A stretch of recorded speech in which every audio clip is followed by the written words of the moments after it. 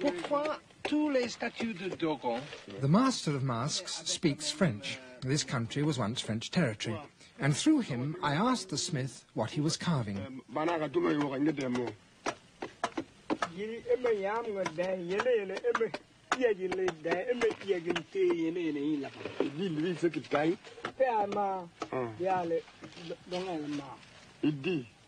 An old woman has died, he said, and I'm making a statue of her for her funeral celebrations. A statue that will be carried on the head of the chief mourner as he dances.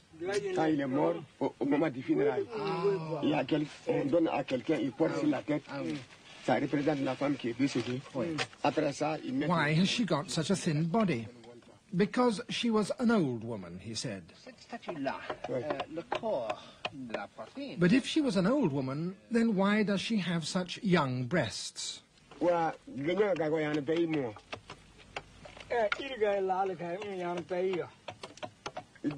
To show that once she was a real woman, and because her family would like to remember her as she was in her prime.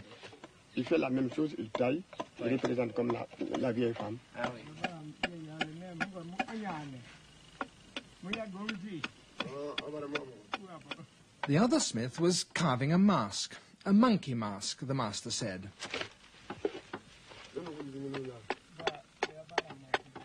Was this the first time he had made a monkey mask? No, he had made 3 before. How did he know what a monkey mask should look like? Was it going to be his own personal invention?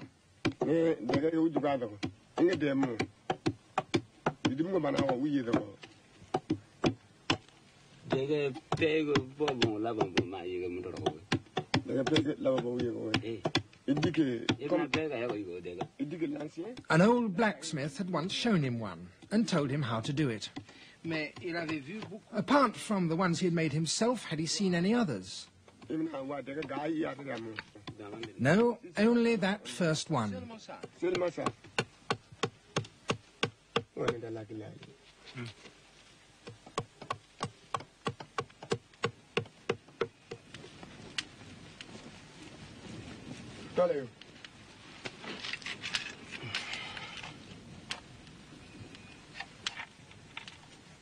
The mask must be pierced with holes to take a lattice of rope which will hold it on the dancer's head.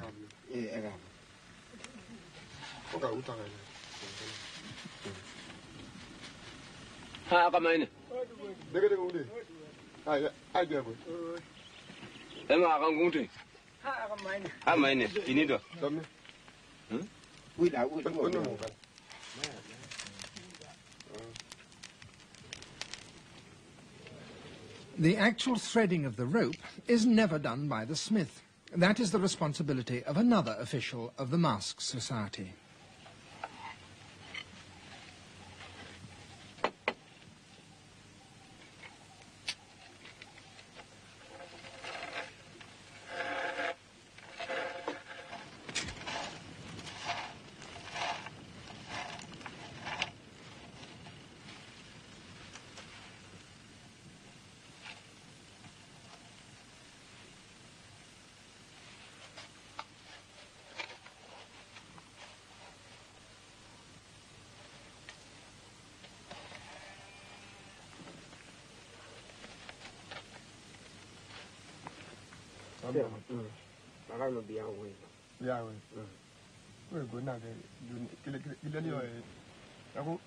It's good.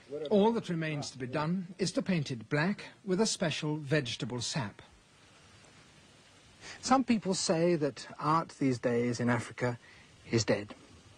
And yet it does seem to me that this mask, in its simple strength and purity of line, has much of the quality that many of the older pieces that are the treasured possessions in our Western museums have.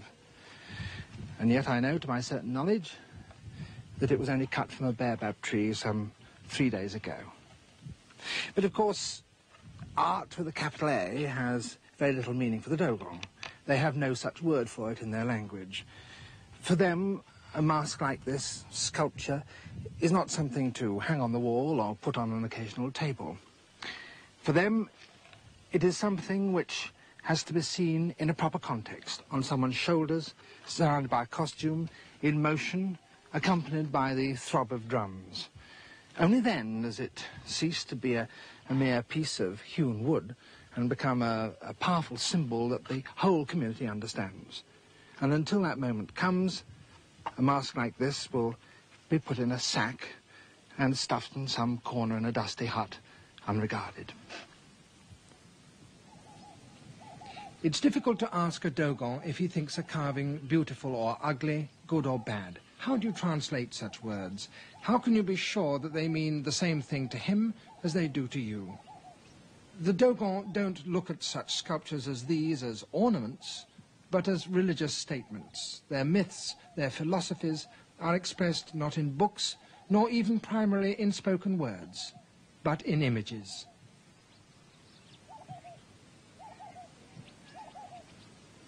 This stool represents the universe, the earth below linked to the sky by a giant central tree, the axis of the world.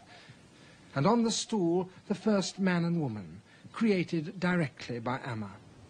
The question a Dogon may answer about such sculpture is not is it good, but is it correct?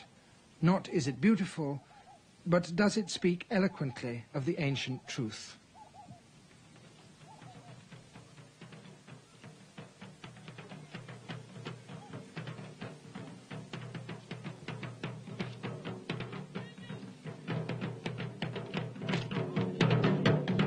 These are Kanaga masks, almost the only ones not carved by blacksmiths.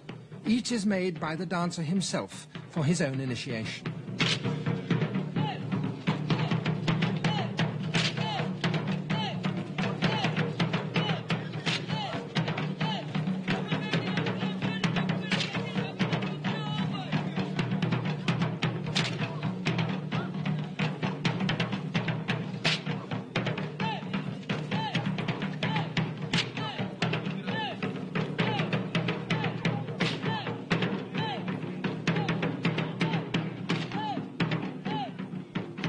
By tradition, after the ceremonies, many masks were taken up to caves in the cliffs that tower above the village, there to be discarded. After the dance was over, they had no further value to the Dogon. And once, hundreds of them could be found by anybody who clambered up these rock faces. They have long since been plundered. It was up here, too, that the Dogon brought their dead, to lie among the ruins of ancient buildings made centuries ago by previous inhabitants of the cliffs.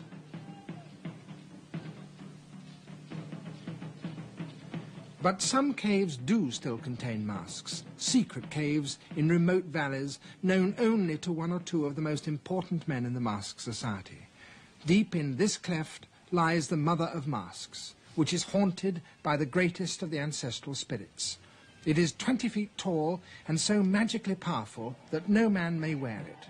At dead of night, it will be paraded through the village as the climax to a festival such as a funeral.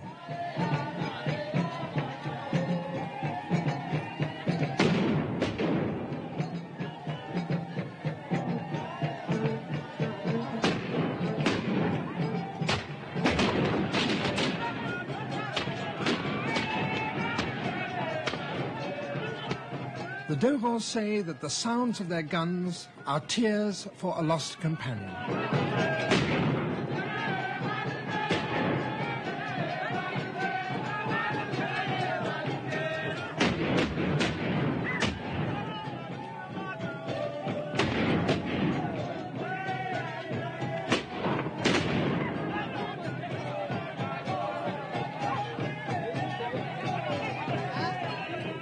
In staging a mock battle, the man's relatives portray the life struggle of the dead man, who fought so hard and valiantly to provide for his family and to bring honor to his village, but who was vanquished in the end, as all must be.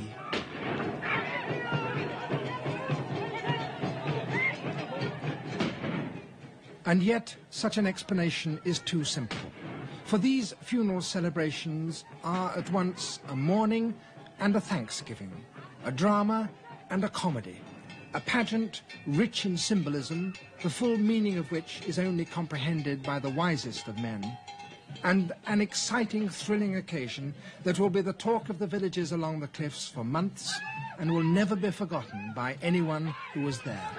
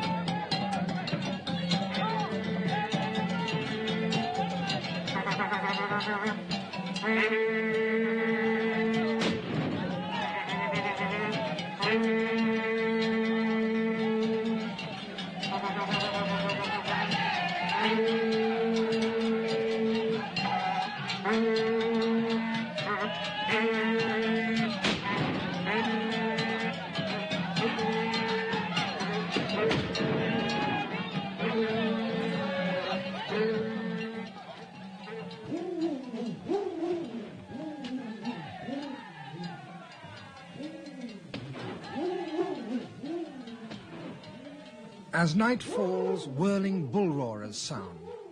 It is a confirmation that this night, the Mother of Masks, in total darkness, will leave her cave to give a final benediction on the village.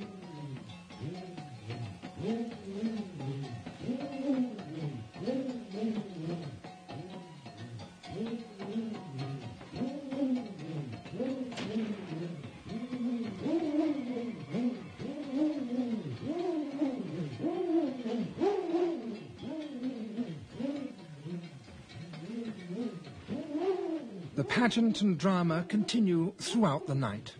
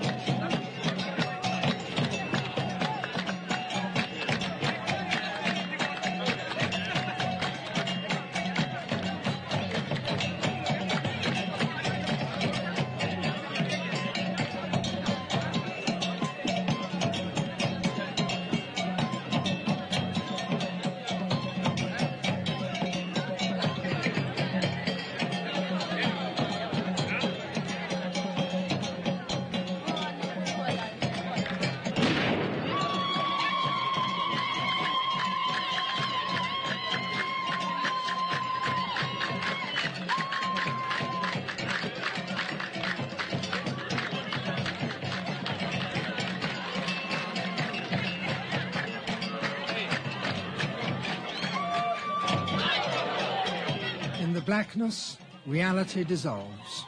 Men become heroes from the past, and wooden masks become spirits from another world.